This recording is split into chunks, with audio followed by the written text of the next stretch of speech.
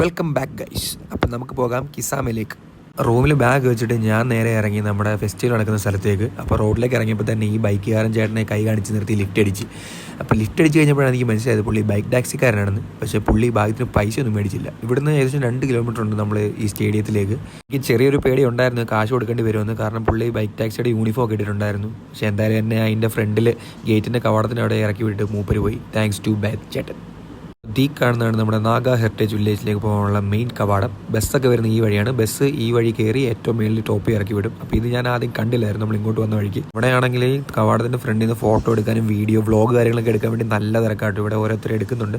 അതുപോലെ തന്നെ നമുക്ക് സെക്യൂരിറ്റിക്ക് വേണ്ടി ആംഡ് ഫോഴ്സസും കാര്യങ്ങളൊക്കെ ഉണ്ട്. ചെറിയൊരു കയറ്റം കയറി നമുക്ക് മുകളിലോട്ട് പോകണം. അപ്പോൾ സൈഡിലായിട്ട് നമുക്ക് ഇനി ഹോൺബിൽ ഫെസ്റ്റിവലിൻ്റെ ഫ്ലെക്സുകളും കാര്യങ്ങളൊക്കെ കാണാം. അതിൻ്റെ ചുറ്റും ഒരുപാട് ചെറിയ ബ്ലോസോ ഭയങ്കര രസമാണ് കേട്ടോ. എത്ര വർണ്ണിച്ചാലും മതിയാവില്ല.